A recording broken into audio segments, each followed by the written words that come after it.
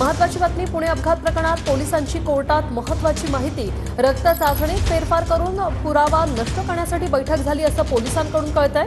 अग्रवाल दाम्पत्य आणि अशफाक मकानदार यांच्यात ही बैठक झाल्याचं पोलिसांनी सांगितलंय। या बैठकीतून अजय तावरेला संपर्क झाला का याचा तपास घ्यायचा आहे असं पोलिसांनी सांगितलंय। तर पुणे पोलिसांनी आरोपींची 3 दिवसांची पोलीस कोठडी मागितली आहे। प्रदीप कापसे आमचे प्रतिनिधी आपल्यासोबत फोन लाईन वरून जोडले। प्रदीप, काय सविस्तर अपडेट? वृषाली, सध्या कोर्टामध्ये जी सुनावणी होती ती संपलेली आहे आणि कोर्टाने निर्णय दिलेला आहे 3 जणांना 14 दिवसांची न्यायालयीन कोठडी जी आहे ती सुनावलेली आहे। मात्र आज पुणे पोलिसांनी कोर्टामध्ये युक्तिवाद करताना महत्त्वाची माहिती जी आहे ती दिलेली होती ती म्हणजे रक्त चाचणीमध्ये फेरफार करण्याआधी 3 जणांमध्ये बैठक जी आहे ती झालेली होती, ज्याच्यामध्ये विशाल अग्रवाल, शिवानी अग्रवाल आणि अशफाक जो ससूनमधला एजंट आहे या 3 जणांची बैठक जी आहे ती झालेली होती। आणि या बैठकीमधूनच अजय तावरेशी नेमका कसा संपर्क झाला किंवा ही बैठक जी आहे ती कोणत्या ठिकाणी झाली याचा तपास जो आहे तो आम्हाला करायचा होता। यासाठी 3 दिवसांची पोलीस कोठडी जी आहे ती न्यायालयाकडे मागितलेली होती। मात्र न्यायालयानं आता 3 जणांना न्यायालयीन कोठडी जी आहे ती सुनावलेली आहे। त्यामुळे जामीन विशाल अग्रवाल, त्याचबरोबर शिवानी अग्रवाल आणि अशफाक यांचा जामीन मिळण्याचा मार्ग जो आहे तो मोकळा झालेला आहे। मात्र पुणे पोलिसांकडून जी 3 दिवसांची मागणी करण्यात आलेली होती ती मात्र कोर्टानं नाकारत या 3ही जणांना न्यायालयीन कोठडी जी आहे ती सुनावलेली आहे। त्यामुळे 3 जणांचा आता जामीन मिळण्याचा मार्ग मोकळा झाला।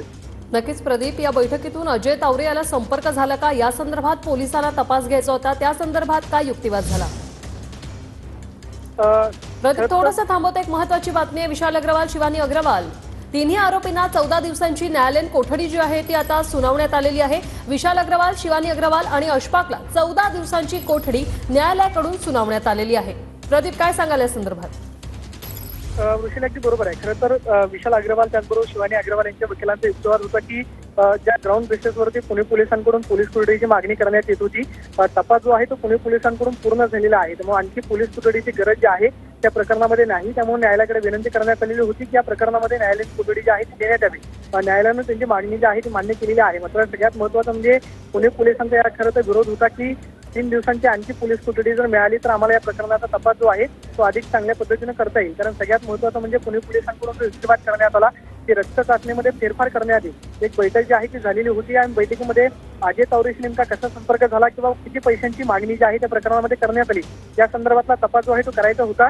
मात्र बचाव पक्षाच्या खरं तर वकिलांनी युक्तिवाद केला की या प्रकरणामध्ये ग्राउंड बेसिस जे आहेत सुरुवातीपासून पोलिसांनी एचएस दिलेले आहे। त्यामुळे आणखी पोलीस कोठडीची गरज नाही आणि न्यायालयाने या 3ही जणांना 14 दिवसांची न्यायालयीन कोठडी सुनावली। धन्यवाद प्रदीप, तुम्ही दिलेल्या या सविस्तर माहितीसाठी।